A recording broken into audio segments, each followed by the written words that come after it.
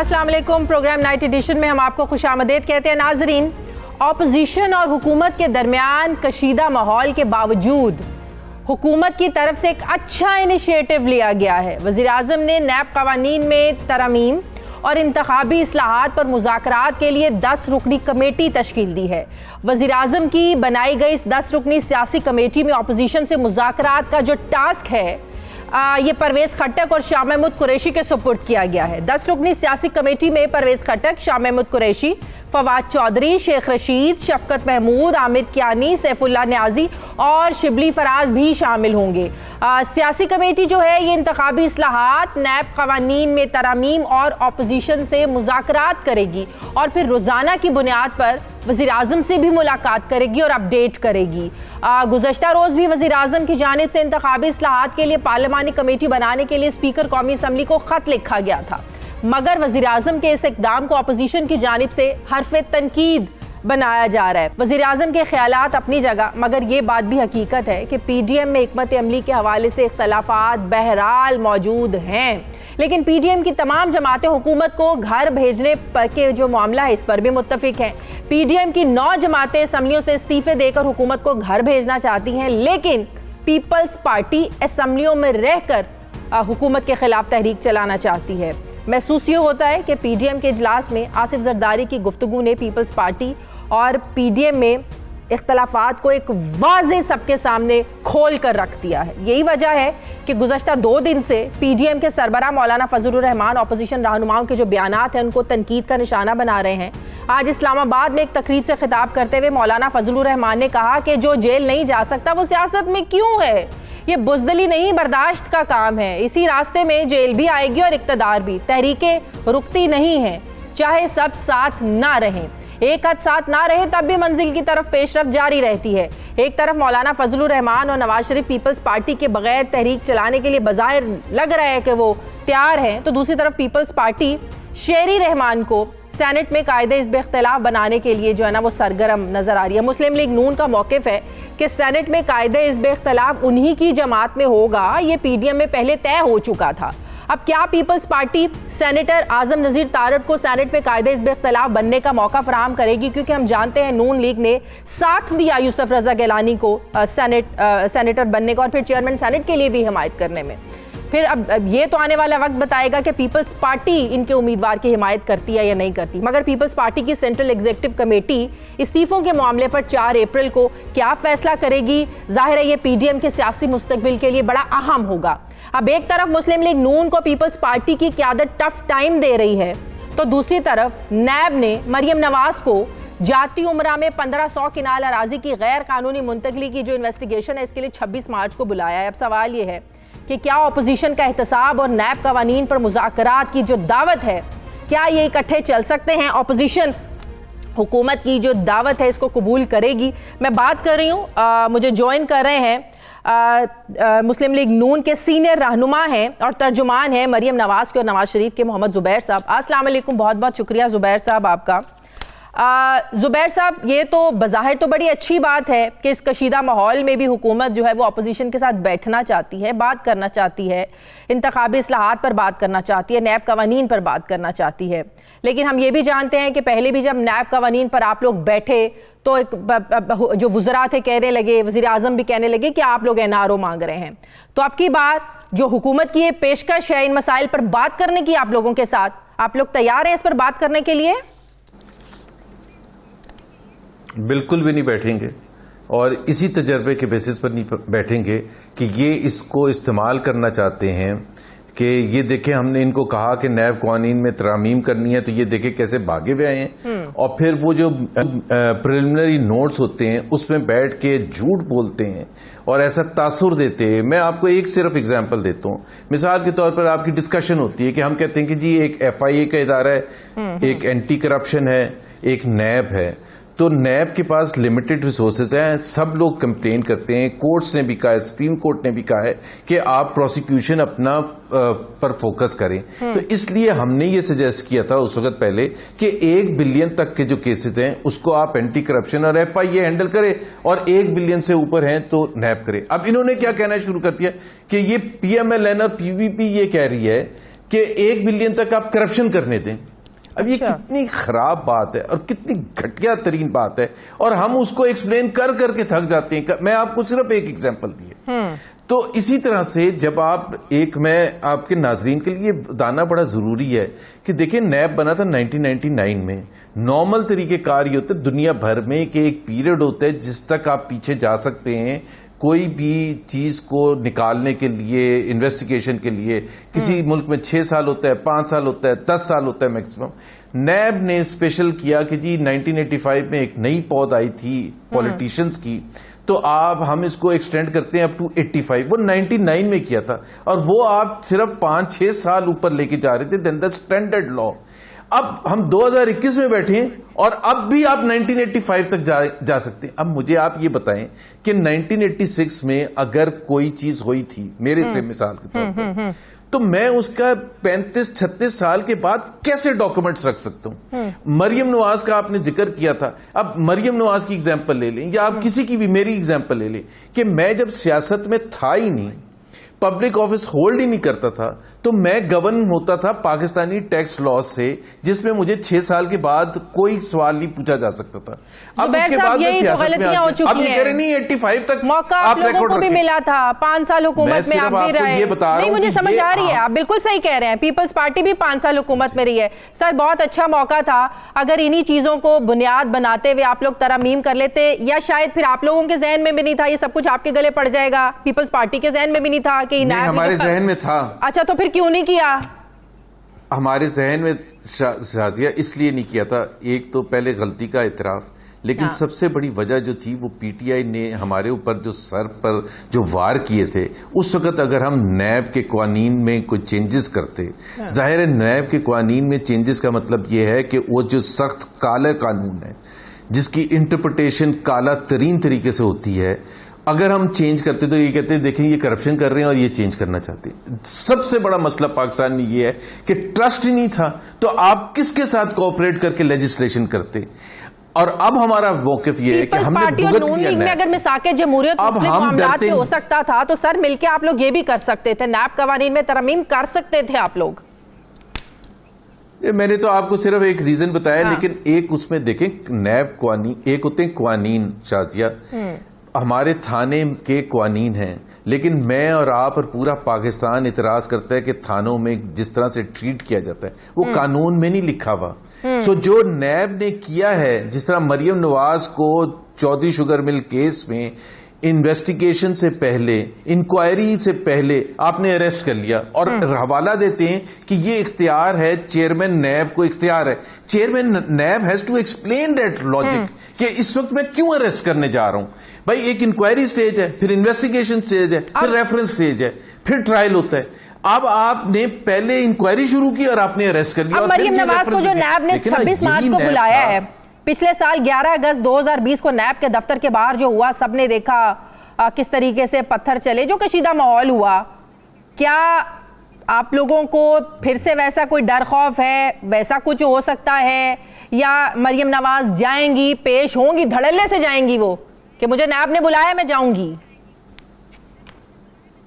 By the way पहली दफा भी धड़ल्ले से गई थी, नैब ने दरवाजे बंद कर दिए थे, नैब ने कहा था आप यहां से चली जाएं, वो वापस मुड़ के आई थी और उन्होंने जाके हमने दरवाजे खटखटाए थे कि हम पेश होना चाहते हैं, तो नैब वहां से भागा था, मरियम नवाज नहीं भागी थी। तो आप जाएंगी 26 मार्च को? धड़ल्ले से जाएंगी, लेकिन इंशाल्लाह ताला जरूर जाएंगी। ठीक है। अच्छा जुबैर साहब, अब पीडीएम में जो इख्तलाफात हैं, भले ही नून लीग पीपल्स पार्टी, मौलाना साहब कहते रहे कि पीडीएम अभी भी मुत्तहिद है, पीपल्स पार्टी ने अभी अपनी सेंट्रल एग्जीक्यूटिव कमेटी का जो उनका होना है इजलास, उसमें फैसला करना है 4 अप्रैल को उन्होंने इस्तीफे देने हैं या नहीं देने हैं। सर, जब पाकिस्तान पीपल्स पार्टी ये बात करती है कि ये एक्शन प्लान जो था पीडीएम का, उसमें तय था कि इस्तीफों का आखिरी ऑप्शन होगा और नथी नहीं किया गया था लॉन्ग मार्च को इस्तीफों के मामले से, तो अचानक ये पिछले 2-4 दिन में ऐसा क्या हुआ? मैं शेरी रहमान साहिबा को एक टीवी चैनल पे सुन रही थी, वो कह रही थी हमें दीवार से लगाने की कोशिश क्यों की जा रही है, ऐसी तो कोई चीज तय नहीं थी कि इस्तीफे भी होंगे और लॉन्ग मार्च भी होगा, तो क्यों जबरदस्ती उन पर जो है ना वो फैसला थोपने की कोशिश की जा रही है? अच्छा, ये मेरा ख्याल एकदम से तो हुआ ही नहीं है। आपको मैं याद दिला दूं, जो 28 दिसंबर को सीईसी पीपल्स पार्टी की मीटिंग हुई थी लाड़काना में। उसमें उन्होंने चंद फैसले किए थे, जिसमें उसमें ये भी फैसला हुआ था कि वो रेजिग्नेशन के मामले में उनकी रिजर्वेशंस हैं। हाँ। और लॉन्ग मार्च के मामले में 1 जनवरी को पीडीएम की मीटिंग हुई और सबने इंतजार किया कि पीपल्स पार्टी का मौकिफ इसमें क्या है, क्योंकि तमाम पार्टीज उस वक्त तैयार थी रेजिग्नेशंस के लिए और लॉन्ग मार्च के लिए। पीपल्स पार्टी ने आके अपना मौकिफ पेश किया, भरपूर अंदाज में पेश किया। फरूखुल्लाह बाबर ने उनकी तरफ से पेश किया और उन्होंने उसकी लॉजिक दी कि हम क्यों इस वक्त समझते हैं। पॉइंट ये है कि पीपल्स पार्टी ने कभी भी रिफ्यूज नहीं किया इस ऑप्शन को। हाँ। और किसी पॉलिटिकल पार्टी ने इस ऑप्शन को, और उस वक्त वो डिले कर दिया गया, लॉन्ग मार्च भी डिले कर दी गई और रेजिग्नेशन का मामला भी डिले कर दिया गया आफ्टर द सेनेट इलेक्शंस। अब सेनेट इलेक्शंस भी हो गए, बाय इलेक्शंस भी हो गए। हाँ। इस वजह से अब ये टिपिंग पॉइंट है। डिफरेंस ऑफ ओपिनियन ये है कि हम समझते हैं, पीएमएलएन समझता है, स्ट्रांगली समझता है कि now is the time to go for the kill. Last जो आपका हरपा है वो लॉन्ग मार्च, लेकिन long march with resignations logic बनती है, विदाउट रेजिग्नेशंस कोई लॉजिक नहीं बनती है। पीपल्स पार्टी समझती है कि अभी वो टाइम नहीं आया और उनकी जद्दोजहद जारी रहनी चाहिए। और अगर वो 4 अप्रैल को भी फैसला करते हैं कि अभी टाइम नहीं है, अभी वो आखिरी ऑप्शन का टाइम नहीं आया, तो क्या फिर मौलाना और बाकी आप लोगों की जो मिलकर जो 9 जमातें हैं ये अलहदा चल पड़ेंगी इस्तीफे देने के लिए? फिर अब 4 को आने दें, उसके बाद फैसला करेंगे। लेकिन मेरा अपना ज़ाती ख्याल ये है कि पीडीएम एज अ होल तो इफेक्टिव होगी, लेकिन अगर जाहिर है कोई भी हुकूमत होगी इस वक्त, वो चाहेगी डिवाइड एंड रूल वाला जो फॉर्मूला होता है। हाँ। तो अगर पीपल्स पार्टी शामिल नहीं होती तो पीपल्स पार्टी पर सिर्फ एक फैसला ये नहीं करना उन्होंने कि जी वो ये आके कहें कि अभी वक्त नहीं है रेजिग्नेशन का। उनको ये भी बताना है कि अगर आप रिजाइन नहीं कर रहे और आप समझते हैं कि मूवमेंट भी चलानी है हुकूमत के खिलाफ, तो फिर आप ये तो बताएं कि वो कैसे होगी। वो ऐसे होगी, मैं बताती हूँ। वो दबाव और प्रेशर हुकूमत पर रहेगा, ये भी पीपल्स पार्टी ने हमें आइन और जमहूरियत के अंदर रहते हुए जो है ना इस हुकूमत का मुकाबला करना है, टफ टाइम देना है। वो आइन और जमहूरियत सिस्टम से बाहर निकल के कुछ नहीं करना चाहती पाकिस्तान पीपल्स पार्टी। नहीं तो एक तो हम कौन सा कह रहे हैं कि हम आइन से बाहर, हमारी तो जंगी आइन की बालादस्ती के लिए। हम कब कह रहे हैं कि आइन से बाहर निकल के हम कुछ करें? अगर आप रेजिग्नेशन देते हैं तो वो आइन उसकी इजाजत देते हैं। ये तो कोई बात ही नहीं है कि जी हम ये कहें कि जी हम रिजाइन कर रहे हैं तो ये आइन की खिलाफवर्जी है। ये तो बिलावल बड़ी दफा कह चुके हैं, तहरीक अदम एतमाद का, और मरीम नवाज ने कहा था नंबर पूरे कर लें आप। बहुत दफा कह चुके हैं, तो नंबर पूरे कर लें। आज 100 बिस्मिल्लाह, अगर हम उसको इमरान खान को निकाल सके इस तरह से। लेकिन आपको पता है कि पाकिस्तान की तारीख में सिर्फ नंबर गेम नहीं होती है, नंबर गेम के अलावा भी बहुत सी चीजें होती हैं, कुव्वतें होती हैं जो कि उसको नो कॉन्फिडेंस को नाकाम बनाने में काम आएगी। आखिरी सवाल का जवाब दे साहब के खिलाफ 2019 में था। जी आखिरी सवाल का जवाब दे दें। अब सेनेट में ऑपोजिशन लीडर के लिए अब क्या झगड़ा है? क्या पीडीएम में ये चीज तय नहीं थी कि आप लोग हिमायत करेंगे? गिलानी साहब की सेनेटर बन गए, चेयरमैन सेनेट के लिए भी उनको आप लोगों ने जो है ना वो सपोर्ट करना था, और फिर गफूर हैदरी को मौलाना साहब की जमात के हिस्से में आना था, डिप्टी चेयरमैन, वो भी उनके हिस्से में आना था। क्या ये चीज तय नहीं थी कि ऑपोजिशन लीडर का ओहदा आप लोगों को मिलना है सेनेट में? अगर सब चीजें तय थी तो फिर क्या झगड़ा है? जी बिल्कुल, देखे शाहिद खाकान अब्बासी के घर पर मीटिंग हुई थी इस्लामाबाद में, जिसमें ये चीजें फंडामेंटल फैसले हुए थे, और उसमें ये था कि चेयरमैन पीपल्स पार्टी के लिए, डिप्टी चेयरमैन जेयूआईएफ और opposition leader PMLN, irrespective whether Gilani साहब विंस और नॉट। क्योंकि अगर वो लॉजिक पीपल्स पार्टी की मान ली जाए तो फिर जेयूआईएफ आगे कहेगा कि हैदरी साहब भी तो आ रहे हैं, तो फिर हमें लीडर ऑफ द ऑपोजिशन। तो मतलब how do you solve this problem? वो तो फिर दोनों क्लेम करना शुरू कर देंगे। तो मेरा ख्याल है कि इरिस्पेक्टिव ऑफ द नेम्स ये तय हुआ था कि जी ये 3 पोजीशंस हैं, ये 3 पॉलिटिकल पार्टीज को मिलेंगी, और हमारा मौकिफ यही है और बड़ा सिंपल है। सही, बहुत बहुत शुक्रिया। मुस्लिम लीग नून के सीनियर राम मोहम्मद जुबैर साहब मेरे साथ थे। नाज़रीन, मुझे प्रोग्राम में एक ब्रेक लेनी है, वापस आते हैं छोटे से वक्फे के बाद।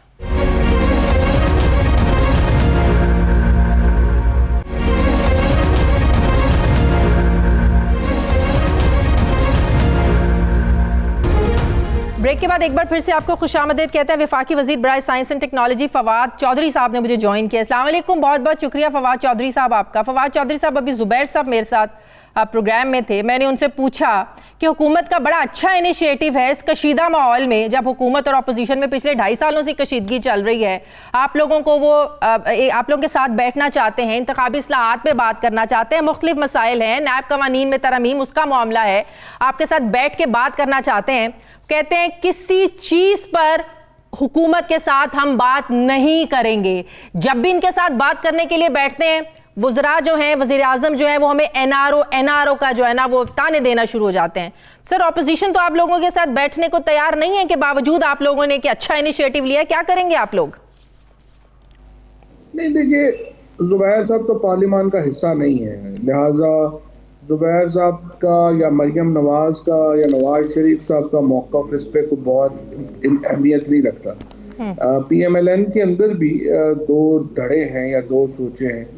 एक सोच है जो पार्लियामेंट के अंदर है, जो निज़ाम का हिस्सा है, वो लोग और तरह सोचते हैं। जो लोग पार्लियामेंट का हिस्सा नहीं है, जो निज़ाम में इस वक्त शामिल ही नहीं है, वो लोग ज़ाहिर है कि डिस्ट्रक्शन चाहते हैं। वो चाहते हैं कि ये निज़ाम ख़त्म हो तो हमारा कोई बारी लगे।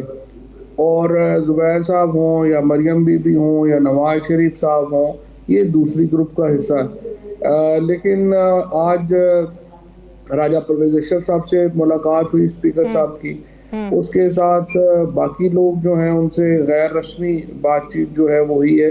तो सारी अपोजिशन इस मौके से फ़ायदा उठाना चाहती है।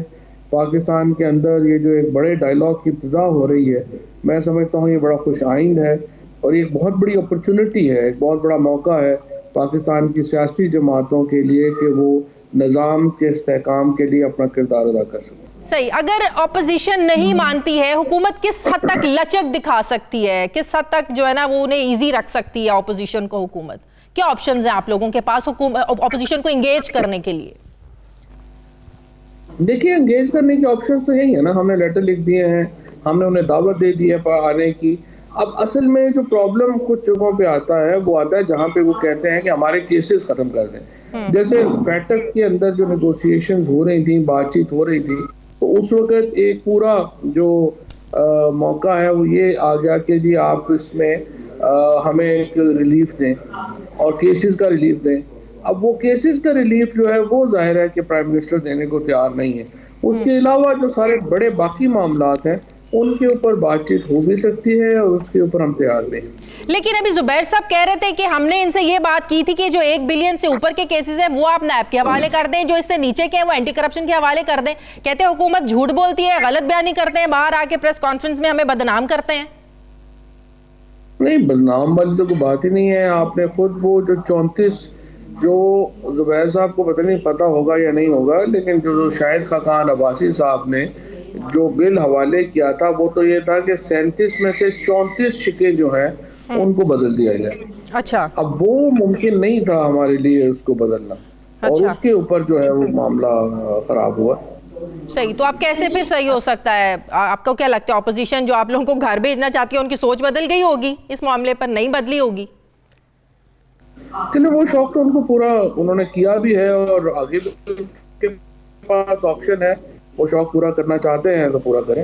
अच्छा, अब प्राइम मिनिस्टर साहब ने एक बात की फवाद चौधरी साहब के हमें तो 5 साल का मैंडेट मिला है, 5 साल के बाद एहतसाब होना चाहिए, लेकिन ऑपोजिशन तो कहती है भाई अब नवाज शरीफ को घर भेजा, उन्हें जेल में डाला, क्या वो उस वक्त वजीर आजम नहीं थे? उनका भी एहतसाब फिर आप लोग बाद में कर लेते। ऐसा तो नहीं हो सकता दोहरे म्यार, उनके लिए कुछ और म्यार, आप लोगों के लिए कुछ और म्यार। वो कहते हैं कि बिलियन ट्री सुनामी और इतने ज़्यादा आप लोगों के शकूक व शुबहात की बिना पर जो इन्वेस्टिगेशन नैब ने रोकी हुई है, फिर उनको भी खोले ना। आप लोग डबल स्टैंडर्ड्स नहीं चल सकते। नहीं, बिल्कुल सही बात है, डबल स्टैंडर्ड्स तो चल भी नहीं सकते, होने भी नहीं चाहिए। लेकिन नवाज शरीफ साहब के ऊपर तो करप्शन के केसेस थे और वो करप्शन के केसेस में डिस्क्वालीफाई हुए हैं। अब ये जो मामला है हमारा कि इसको हमने कैसे आगे बढ़ाना है, कैसे आगे लेके जाना है, हमने तो अपोजिशन को ये मौका दिया है। अब अपोजिशन इससे फायदा उठाना चाहती है, फायदा उठाएगी, नहीं उठाना चाहती नहीं। हुकूमत को वैसे कितना फायदा हुआ है आप समझते हैं पीडीएम के बीच में जो फूट पड़ी है, जो इंतशार हुआ है इनकी सफ़ों में? लेकिन ये अपोजिशन से हमें कोई कभी भी कोई खतरा नहीं रहा। ये अपोजिशन कौन सी कोई बड़ी कोई इखलाकी कैंपेन चला रही थी। उनका तो एक ही था ना कि हमारे केसेस खत्म कर दें, और उसके ऊपर वो बैठे हुए हैं। इसमें कौन सी कोई अवामी मसाइल के ऊपर तो कभी उन्होंने बात ही नहीं की, ना ही उनका कोई इंटरेस्ट है। लिहाजा जो तहरीक जो है वो आवाम से जुड़ी ना हो, वो हुकूमतों के लिए खतरा नहीं पैदा किया करती, और ना ही फ्रेंकली हुकूमतें अपोजिशन की कोई तरीकों से जाती हैं। हुकूमतों को अपनी कारकर्दगी के ऊपर ही जो है वो आना या जाना होता है, और उस पर ही हमारी तवज्जो। आप नहीं समझते आसिफ जरदारी बड़े समझदारी से जो है ना वो प्ले किया है, खुद से किया है, या बैकडोर कहीं मैनेज करने की कोशिश की है, या उन्होंने पीडीएम को धोखा दे दिया है सिस्टम के अंदर रहने के लिए? हुआ तो हुकूमत के लिए अच्छा ही है। अगर जरदारी साहब मिल जाते, आप माने ना माने, टफ टाइम तो मिलना था, इतने ज्यादा इस्तीफे आ जाते, कैसे ज़िमनी इंतखाबात करवाते फवाद चौधरी साहब? लेकिन इस्तीफे देना आसान नहीं है ना। जरदारी साहब इस सिस्टम का हिस्सा है और उनका स्टेक है।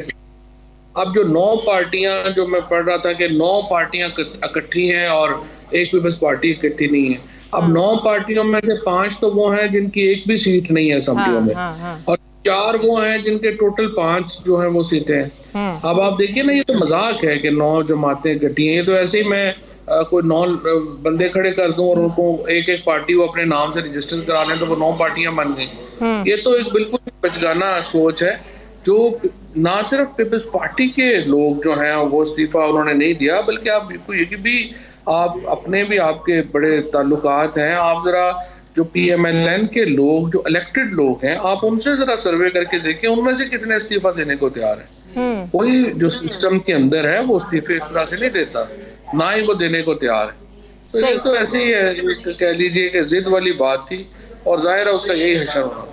तो फिर आप लोगों ने तो वही काम किया ना, इलेक्शन कमीशन से इस्तीफे का मुतालबा, फिर वही मुतालबा है ना जो अपोजिशन आप लोगों से मुतालबा कर रही है। और ये जानते हुए कि कायनी तरीका अगर आप लोगों ने वाकई चाहते हैं कि इलेक्शन कमीशन ना रहे, क्या वाकई कोई उजलत में आप लोगों ने उस दिन प्रेस कॉन्फ्रेंस कर दी? आपको भी जाहिर है कानून का पता है, कायनी तरीका है, अगर आप चाहते हैं कि इलेक्शन कमीशन काम ना करे तो फिर सुप्रीम जुडिशल काउंसिल में रेफरेंस दायर करें ना, एक चार्जशीट तैयार करें।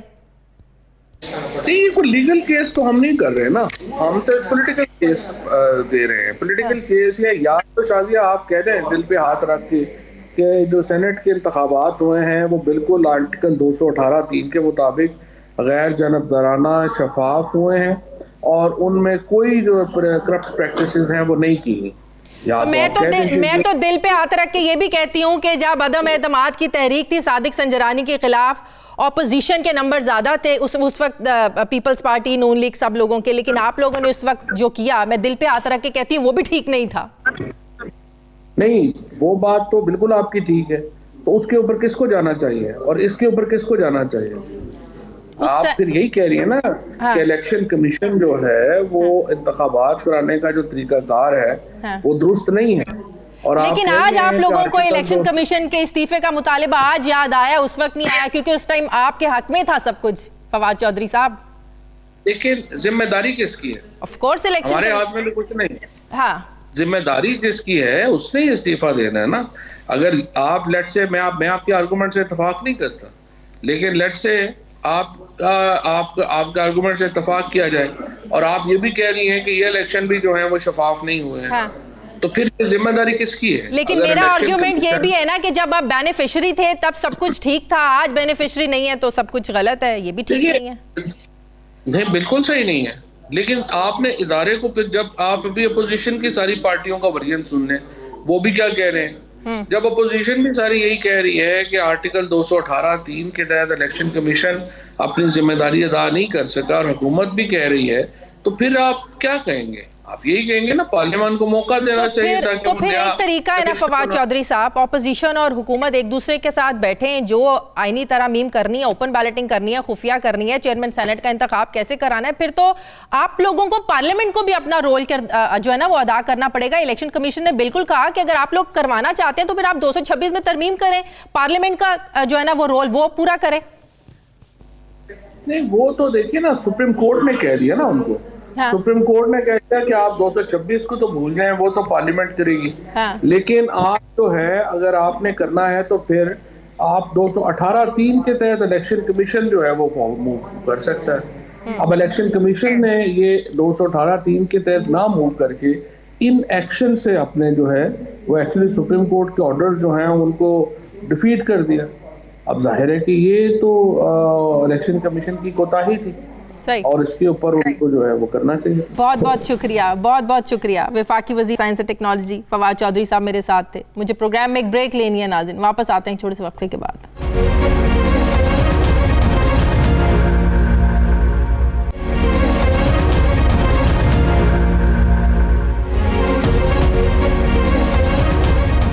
ब्रेक के बाद एक बार फिर से आपको खुशामदीद कहते हैं नाजरीन। आज मुल्क में 2 रोज़ा सिक्योरिटी डायलॉग का इख्तितामी सेशन हुआ। 2 रोज़ा कॉन्फ्रेंस में मौजूदा और साबिक ओहदेदारान के साथ मकामी और आलमी पॉलिसी के माहिरीन ने इसमें शिरकत की। इख्तितामी सेशन से army chief general Qamar Javed Bajwa ने खिताब किया और कहा कि सिक्योरिटी चैलेंजेस के बावजूद पाकिस्तान उन चंद मुमालिक में शामिल है जिसने असलहे की दौड़ में शामिल होने से गुरेज किया है और जारियत पसंद हमसायों की मौजूदगी के बावजूद दिफाई अखराजात में इजाफे की बजाय इसमें कमी लाई है। हम अपने हमसाया मुमालिक से मुज़ाकरात के ज़रिए तमाम जो मसाइल हैं बाइज़्ज़त तरीके से हल करने के लिए तैयार हैं, जिसको किसी दबाव का नतीजा ना समझा जाए। आर्मी चीफ ने मसला कश्मीर पर बात करते हुए कहा कि भारत से कशीदगी की बड़ी वजह ही मसला कश्मीर है। खित्ते में अमन के लिए पुरअमन तौर पर कश्मीर का हल ज़रूरी है। जनूबी एशिया में गुर्बत और नाखानदगी के खात्मे के लिए ज़रूरी है कि काम करें बजाय ये कि आपस में लड़ें। इस्लामाबाद में मुनक़िदा इस 2 रोज़ा सेशन में मुल्क को दरपेश चैलेंजेस के अलावा जिस तरह कश्मीरियों के हुकूक की बात की गई है, मसला कश्मीर पर बात की गई है, इससे मुकम्मल ये चीज़ वाज़े होती है कि हुकूमत और अफवाज पाकिस्तान न सिर्फ कश्मीरियों के साथ खड़े हैं बल्कि इस मसले के हल के लिए पुरअमन तरीके से बात करने को भी तैयार हैं।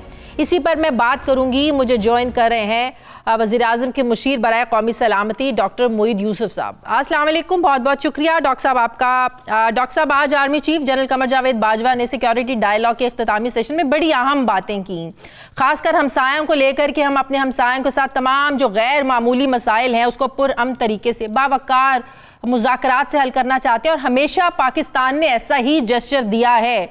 हमें याद है प्राइम मिनिस्टर भी जब इक़्तिदार में आए, वज़ीर आज़म इमरान खान ने भी भारत को ये मैसेज दिया था कि आप 1 कदम बढ़ाएं, हम 10 कदम आगे बढ़ाएंगे। लेकिन आर्मी चीफ ने भी ये बात की जो मसला कश्मीर ही इन मसाइल के हल में सबसे बड़ी रुकावट है। तो सर, जब तक मसला कश्मीर हल नहीं होगा, हम भारत को जितनी मर्जी मुज़ाकरात की दावतें दे दें, पुरअमन तरीके से बात कर लें, आप समझते हैं कि ये बर्फ पिघल सकती है पाकिस्तान और भारत के बीच में? शायद ये 2 चीज़ें हैं ना इकट्ठी चल रही हैं। अब जब डायलॉग की आपने बात की है तो सारा मुद्दा ही ये है कि पाकिस्तान कॉम्प्रिहेंसिव सिक्योरिटी की बात करना शुरू हो गया है और खुल के बात कर रहा है, उस पर कंसेंसस है और वो लोग समझ रहे हैं पता नहीं क्या तब्दीली। ये तो बात हमेशा होती थी, अब उस पर एक पॉलिसी डायरेक्शन आ गई है, विजन आ गई है और वो क्या है कि भाई इक्तिसादी तरक्की होगी तो आप अपने कॉमन सिटीजन को महफूज कर सकते हैं और जब तक इक्तिसादी तरक्की नहीं होगी तो आपकी अस्करी कुव्वत जो है उसको और बढ़ाने में आपको मुश्किल पेश आएगी। सो ये कोई नई चीज़ नहीं है, लेकिन बहरहाल एक डायरेक्शन ज़रूर है पाकिस्तान की। अब इसमें मैं ये कहूँगा कि जब आप खित्ते की बात करते हैं तो खित्ते के अमन के बगैर तो आगे नहीं जा सकता ये मामला। जब साउथ एशिया सबसे कम कनेक्टेड है दुनिया में तो वो बात आगे नहीं जा सकती। ये जब मैं बात कर देता हूं और अगर यहाँ पे आप फुल स्टॉप लगा दें तो फिर ये बात हो सकती है कि जी इसका तो मतलब है कि हम अपने तमाम कोर इंटरेस्ट से हट जाएंगे। उस पर मैं ये वाजे कर दूं, कल वज़ीर आज़म साहब ने, आज आर्मी चीफ ने, फॉरेन मिनिस्टर उनके बाद बोले थे, वही बात है जो हम पिछले 4-5 महीने से कर रहे हैं। क्या अमन चाहते हैं, तैयार हैं। हिंदुस्तान ने, उनको खुद मालूम है 5 अगस्त 2019 को एक बहुत बड़ी गलती की, उस पर नज़रसानी कर लें, पीछे हटें, स्पेस क्रिएट हो, इनेबलिंग एनवायरनमेंट, बात हो सकती है। अगर वो वहाँ से पीछे नहीं हटना चाहते, अगर उनका ये ख्याल है कि वहीं बैठे रहेंगे और मामला ठीक हो जाएंगे, तो ऐसा नहीं हो सकता। मैं आज कोशिश कर भी लूँ, फ़र्ज़ करें आज मैं कोशिश कर लूँ, बात आगे जा ही नहीं सकती। क्योंकि देखिए ये तो एक मज़ाक़ेज़ सी बात है कि लोग कहते हैं कि जी ये पाकिस्तान ने छोड़ दिया या नहीं किया। पाकिस्तान तो बार बार ये बात कर रहा है कि जब तक राइट ऑफ सेल्फ डिटर्मिनेशन नहीं मिलेगा आगे बात नहीं चल सकती। दुनिया से हमारी क्या एक्सपेक्टेशंस हैं, अब हैं भी या नहीं है दुनिया से हमारी एक्सपेक्टेशंस? हम हमेशा अक़वाम मुत्तहिदा के चार्टर के मुताबिक इस हल की बात करते हैं, क्या दुनिया इसमें अपना कोई रोल प्ले नहीं कर सकती है? हमेशा भारत ये बात करता है हमारा इंटरनल मामला है, ये हमारा अंदरूनी मामला है, ये हमारा ज़ाती मामला है, लेकिन जब दुनिया ने कश्मीर पर बात करना शुरू की उससे वाज़े हुआ कि ये भारत का इंटरनल मामला नहीं है। तो दुनिया के बीच में पड़े बगैर आप समझते हैं ये मसला हल हो सकता है? लेकिन अब पहली तो बात है, अगर दुनिया ने बात करना शुरू की तो हमें थोड़ा सा ये भी बात तस्लीम करनी चाहिए कि ये कोशिशें हुई, काविशें हैं हुकूमत की, सिस्टम की, जिसकी वजह से बात उठी है, को खुद से तो नहीं आ गई। उसमें कश्मीरी डायस्पोरा का बहुत रोल है, कश्मीरी खुद। एक तो ये बात। दूसरी बात ये है कि देखें, बदकिस्मती से ओवरनाइट हल तो नहीं है, लेकिन हम दो ट्रैक्स पे चल रहे हैं। एक, दुनिया को कह रहे हैं कि भाई आप शामिल हो और वो चीज़ करें जो हक है कश्मीरियों का, जो आपने वादा किया हुआ है। ये को मेरे सिर आपके सिर एहसान नहीं करेगी दुनिया, उन्होंने वादा किया हुआ है। दूसरा ट्रैक क्या है कि अपनी इक्तिसादी तरक्की पे फोकस करें, इकोनॉमिक सिक्योरिटी को सामने लाएं, ताकि वो कुव्वत भी बन जाए कि ना कशकोल हो, इंडिपेंडेंट फॉरेन पॉलिसी हो, और डट के, मजीद डट के, अभी भी हमें बिल्कुल अनअपॉलोजेटिकली बात करनी है, मैं तो बार बार कहता हूँ, लेकिन और डट के बात कर सके। इन दोनों ट्रैक्स पे हम चल रहे हैं, लेकिन कोर इंटरेस्ट पे कॉम्प्रोमाइज़ की जो बात मैं सुनता हूँ कभी, तो मैं हंसता हूँ कि देखिए, अगर मैं कह दूँ आज, आपका ख्याल है कश्मीरी रेजिस्टेंस छोड़ देंगे? वो जो 7 दहाइयों से सुन रहे, देख रहे हैं, वो उनका सोचें कि वो तो ऐसे खड़े हैं कि हिंदुस्तान की पूरी फौज उनके पीछे लगी हुई है, कुछ नहीं कर सकी। तो ये बातें छोड़ें। पाकिस्तान इकोनॉमिक सिक्योरिटी की बात कर रहा है, करता रहेगा।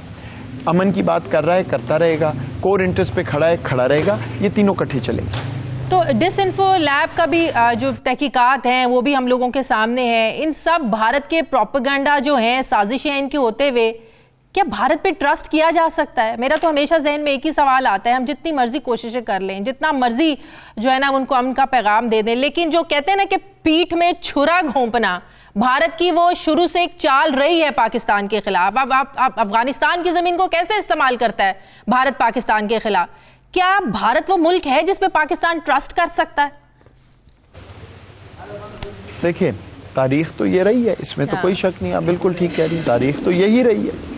और दुनिया माने ना माने, हमें तो मालूम है, ये जो डोसियर हमने दिया है, ये कहाँ से आया? ये उन्हीं करतूत से नजर आ रहा है ना। वो तो आपकी बात ठीक है, लेकिन वो अंग्रेजी का डिक्टम है, ये कोल्ड वॉर में, सर्द जंग में इस्तेमाल होता था, ट्रस्ट बट वेरीफाई। तो अगर ऐसे मैकेनिज्म्स वो बनाएंगे कि नजर आए कि वो सही चीज कर रहे हैं, वेरीफाइबल है, तो फिर बात आगे चल सकती है। लेकिन बेवकूफ़ तो हम भी नहीं है, तारीख तो हमें भी मालूम है, तो इसमें कोई घबराने की बात नहीं है। We are the confident player here. हम हैं जिसको दुनिया सराह रही है, हम हैं जो पोजीशन ऑफ स्ट्रेंथ से बात कर रहे हैं। अगर सही काम करेंगे तो हम आगे जाएंगे, और अगर वो सही काम नहीं करेंगे तो बात आगे जा ही नहीं सकती, हम चाहें या ना चाहें। बिल्कुल सही। अच्छा, अफगानिस्तान में भी जाहिर है अमन होगा तो पाकिस्तान में अमन होगा, ये एक हकीकत है, इससे कोई नजरें नहीं चुरा सकता, इस हकीकत से कोई इनकार नहीं कर सकता। ये बात भी पूरी दुनिया जानती है कि पाकिस्तान ने बड़ी कोशिश की है अफगानिस्तान में अमन के लिए, तालिबान अमेरिका को डायलॉग टेबल पे लाने के लिए, लेकिन अब जो अबूरी एक सेटअप का वहाँ पर कहा जा रहा है जिस पर अब काबुल हुकूमत राजी नहीं है, तो इसमें अब पाकिस्तान क्या किरदार अदा कर सकता है? हम जानते हैं कि जब तक वहाँ पे एक सियासी सिस्टम स्टेबलाइज नहीं होगा, पाकिस्तान में अमन नहीं हो सकता। जब तक तालिबान को भी सियासी धारे में शामिल नहीं किया जाएगा, वहाँ सिस्टम ठीक नहीं हो सकता। तो ऐसे में अब पाकिस्तान क्या कर सकता है? देखिए, पाकिस्तान वहाँ पे अमन नहीं ला सकता। वो अफगान हुकूमत, तालिबान और अफगानिस्तान की बाकी सियासी कुव्वतों ने लेके आना है। बाहर से पाकिस्तान सिर्फ फैसिलिटेट कर सकता है, सारों को अर्ज कर सकता है कि फ्लेक्सिबिलिटी शो की जाए, और उस पर पाकिस्तान दिन रात काम कर रहा है। अमेरिका अब तो पब्लिकली मानता है। तो हम वही चीज़ कर सकते हैं, जो कर सकते हैं करेंगे, लेकिन अमन आना ना आना ये अफगानिस्तान का फैसला है। दूसरी बात कि वहाँ क्या शक्ल निकलेगी उस सियासी हुकूमत की, या जो भी वहाँ सिस्टम बनेगा, ये भी अफगान फैसला है। हम इसमें कोई शामिल नहीं होंगे। अगर हम कोई बात करते हैं तो दुनिया कहती है फेवरेट ले रहे हैं, अपना कोई चूज़ कर रहे हैं। बात नहीं करते तो दुनिया कहती है आप और बात करें। तो हम ये दोनों तरफ नहीं चल सकते। हमारा काम फैसिलिटेट करना है, उसके लिए हम हाजिर हैं। ठीक है, बहुत बहुत शुक्रिया। वज़ीर आज़म के मुशीर बराए क़ौमी सलाम मोईद यूसुफ साहब मेरे साथ हैं। नाज़रीन, मुझे प्रोग्राम में एक ब्रेक लेनी है, वापस आते हैं एक छोटे से वक्फे के बाद।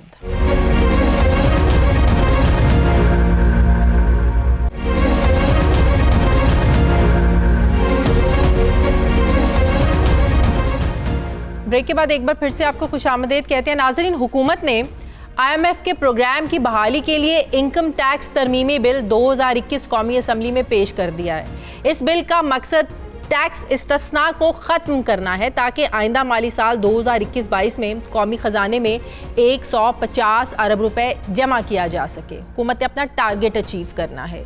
हुकूमत ने green field projects, new startup IT और IT से मुज़य्यन खिदमात के लिए टैक्स क्रेडिट्स की तजवीज़ दी है ताकि IMF की शराइत के तहत उन्हें मराद फराहम की जा सकें। अब मीडिया रिपोर्ट्स के मुताबिक FBR ने कौमी असम्बली सेक्रेटेरिएट में एक बिल जमा करवाया है जिसमें तकरीबन 36 इक़साम के टैक्स इस्तिस्ना वापस लेने और दीगर कॉरपोरेट टैक्स छूट को बेहतर बनाने के लिए मुतादिद तरमीम तजवीज़ की गई हैं जिनका इत्तलाक 1 जुलाई 2021 से होगा। इनकम टैक्स ऑर्डिनेंस में एक नई दफ़ा 65F मुतारिफ करवाई जाएगी ताकि सिंध में कोयले की कान से मुंसलिक अफराद और कंप्यूटर सॉफ्टवेयर्स या IT से मुतालिक खिदमात की बरामद या IT की खिदमात पर 100% टैक्स क्रेडिट मिल सके। अब एक तरफ हुकूमत कानून साजी के जरिए टैक्स इस्तिस्ना की पॉलिसी को ख़त्म करना चाहती है तो दूसरी तरफ IT के शोबे से वाबस्ता जो अफराद हैं ये हुकूमत की जानिब से तजवीज़ करदा ये जो कवानीन हैं इनके कंसर्न्स हैं, तहफ़्फ़ुज़ात हैं, ख़दशात हैं। पाकिस्तान सॉफ्टवेयर हाउसेज एसोसिएशन ये समझती है कि IT सेक्टर को जो टैक्स इस्तिस्ना 2025 तक दिया गया है इसको बरकरार रखना चाहिए हुकूमत को। IT का शोबा पाकिस्तान के लिए रेवेन्यू ला रहा है, इसे छेड़ना नहीं चाहिए। पाकिस्तान को IT के सेक्टर से $2 अरब रेवेन्यू मिलने की तवक्को है और अगर हुकूमत IT सेक्टर का साथ देती है तो ये मज़ीद बढ़ भी सकता है। हुकूमत के टैक्स लगाने के फैसले से आलमी सतह पर सरमाया करने वाले जो लोग हैं उनका जो एक एतमाद है वो ख़त्म हो जाएगा। IT माहिरीन ये समझते हैं कि हुकूमत IT की सनत को FBR के हवाले ना करे। FBR की टैक्स क्रेडिट रिजीम पॉलिसी की शराइत कारोबार को मज़ीद मुश्किल बना देंगी। अब ये सारा मामला है क्या, मैं बात करूँगी। मुझे ज्वाइन कर रहे हैं Barkan Saeed, chairman Pakistan software houses association. अस्सलाम वालेकुम, बहुत बहुत शुक्रिया बरकान साहब आपका। हमें अगर आप अपने कुछ कंसर्न्स आसान अल्फाजों में बता दें जो आम देखने वाला एक शख्स जो है वो समझ सके कि अगर हर सेक्टर में टैक्स लग रहा है तो IT सेक्टर में ऐसी क्या खास बात है जो ये चाहते हैं कि हमें इस्तिस्ना जो 2025 तक दिया है ये मिलता ही रहे, इसको ख़त्म नहीं होना चाहिए। थैंक यू वेरी मच जी। सबसे पहले तो मैं ये बात करना चाहूँगा, फर्स्ट ऑफ ऑल आपने बहुत अच्छा एक्सप्लेन किया। पूरी दुनिया में जो एक्सपोर्ट सेक्टर होता है उसको टैक्स लेने का जरिया नहीं समझा जाता क्योंकि टैक्स वो आपको एक्सपोर्ट्स फॉरेन एक्सचेंज ला के देता है जो आपके मुल्क की ज़रूरत है। इसी वजह से तो आप IMF के पास जा रहे हैं ना। हमारी पूरी दुनिया में जो कंपटीशन है, इंडिया, फिलीपींस, बांग्लादेश, वहां पे ये स्टैंडर्ड टैक्स एग्जेम्पशन है जो एग्जिस्ट करती है और इसी नाम से एग्जिस्ट करती है और बिल्कुल इसी तरह की एग्जिस्ट करती है। बल्कि उन मुल्कों में और भी बहुत सारे बेनिफिट दिए जाते हैं। तो अगर आप फॉरेन एक्सचेंज लाने की वजह से IMF के पास जा रहे हैं तो जो सेक्टर आपको सबसे ज़्यादा फॉरेन एक्सचेंज ला के दे सकता है, आप उसी पे क्यों FBR की तलवार लटकाना चाह रहे हैं और क्यों उसको FBR के हवाले करना चाह रहे हैं? कंसर्न तो सिंपल सा है। अभी आप अगर कोई भी बंदा है वो अपनी इनकम दिखाता है कि जी मैं ये बाहर से लाया हूं, ये IT की इनकम है, उसको एग्जेम्पशन मिल जाती है 100%। अब ये डिसीजन FBR का कमिश्नर करने जा रहा है। क्या ये गवर्नमेंट अपने FBR के कमिश्नर पे इतना ट्रस्ट करती है कि अपने फास्टेस्ट ग्रोइंग सेक्टर को उसके हवाले करना चाहती है कि वो हर साल उसके सामने पेश हो, अपना सबूत दे कि हाँ जी हमने ये डॉक्यूमेंट भी फाइल किया है, हमने ये डॉक्यूमेंट भी डाला है, हमने ये डॉक्यूमेंट भी डाला है। डॉक्यूमेंट देना कोई मसला नहीं है, बट बात यह है कि अभी जो प्रोसेस ऑटोमेटिक है कि मैंने सिर्फ ये प्रूव करना है कि जी मैं ये IT की इनकम लेके आया हूँ, स्टेट बैंक के थ्रू लेके आया हूँ, प्रॉपर लीगल चैनल से 100% वाइट मनी लेके आया हूँ, अभी मुझे ऑटोमेटिक मिल जाती है। लेकिन अब उसको खत्म करके देखिए हमारे यहाँ तो ये मिसाल दी जाती है ना, तरक्की याफ्ता ममालिक में जितने भी आपके इंडस्ट्रीज चलती हैं, जितने भी आपकी मैशत है, सब डॉक्यूमेंटेड होती है। तो आप उससे भी जब आपका टैक्स रेवेन्यू जनरेट होता है फिर वो आपके ज़ाहिर है लोगों पर इस्तेमाल होता है, लोगों की फलाह बहबूद पर वो पैसा जो है ना वो खर्च होता है। जब IT सेक्टर ये रिलीफ मांगेगा तो दूसरे सेक्टर्स क्या तहफ़्फ़ुज़ात उनको नहीं होंगे कि IT सेक्टर को आप क्यों स्पेशल जो है ना वो इतनी फेवर दे रहे हैं? फिर बाकी कहेंगे हमारा क्या कसूर है, हमसे क्यों टैक्स ले रहे हैं आप? देखिए देखिए जी, हर मुल्क की जो जितने भी एक्सपोर्ट सेक्टर हैं, जिस तरह फॉर एग्जांपल टेक्सटाइल सेक्टर है, वो उसको आपने रिलीफ दिया हुआ है, आप उससे 1% टैक्स कलेक्ट करते हैं 25 साल से, उसके अलावा कैश रिवॉर्ड भी देते हैं। क्यों देते हैं? क्योंकि आपको देना चाहिए। इसी तरह हमारा IT का सेक्टर है, अगर ये आप इसको ग्रो करना चाहते हैं, देखें अगर सिंपल सी इकोनॉमिक्स है, अगर कोई सेक्टर इस वक्त आपको साल में $10 अरब एक्स्ट्रा ला के दे दे तो क्या आपके मसाइल हल हो जाएंगे या नहीं? सिंपल सी बात है। क्या सऊदीया या दुबई अपने वहां पे टैक्स लगाते हैं? वो तो ऑयल बेचते हैं, एक्सपोर्ट रेवेन्यू डॉलर्स आता है, उससे अपने मुल्क चलाते हैं, राइट? तो अगर आपको कोई सेक्टर डॉलर ला के दे रहा है तो आपने ये डिसाइड करना है कि आपने टैक्स किस सेक्टर से कलेक्ट करना है। IT पे आप अगर टैक्स लगाना चाहते हैं एज अ गवर्नमेंट, आप देखें अभी भी वो क्रेडिट रजीम में हमें डाल रहे हैं, लेकिन अभी अनक्लैरिटी नहीं है, एक बिल्कुल अनक्लियर सिस्टम है जिसमें हमारी डॉक्यूमेंटेशन नहीं एक्चुअली बढ़ेगी, हैरेसमेंट बढ़ेगी।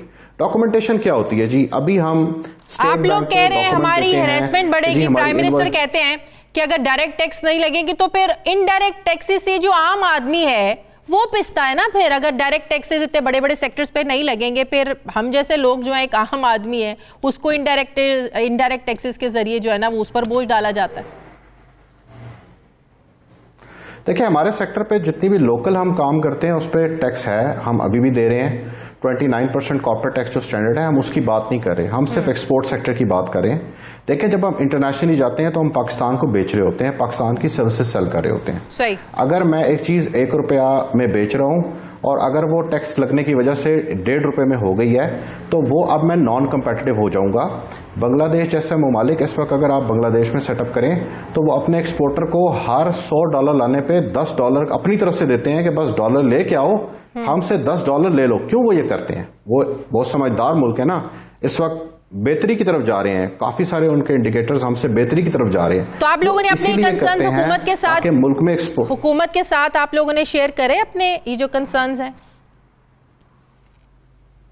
जी बिल्कुल, हमें लास्ट वीक ही ये पता लगा कि ये हमारे साथ होने जा रहा है। जिस टाइम ये टेबल बिल हुआ पेश तो हमें तो हमने उसके बाद हमारी प्राइम मिनिस्टर टास्क फोर्स का भी मेंबर हूं मैं, उसकी तरफ से हमने लेटर लिख दिया है प्राइम मिनिस्टर को और अपने कंसर्न शेयर कर दिए हैं। और अभी हम कल जो है पाशा की तरफ से भी लेटर लिख रहे हैं और कन्वे कर रहे हैं अपने कंसर्न्स। बहुत बहुत शुक्रिया chairman Pakistan software houses association Barkan Saeed साहब मेरे साथ है, थैंक यू वेरी मच। नाज़रीन हमारे प्रोग्राम का वक्त खत्म हो गया है, फीडबैक जरूर दीजिएगा, अपना ख्याल रखिएगा, मुझे इजाजत दीजिए, अल्लाह हाफिज।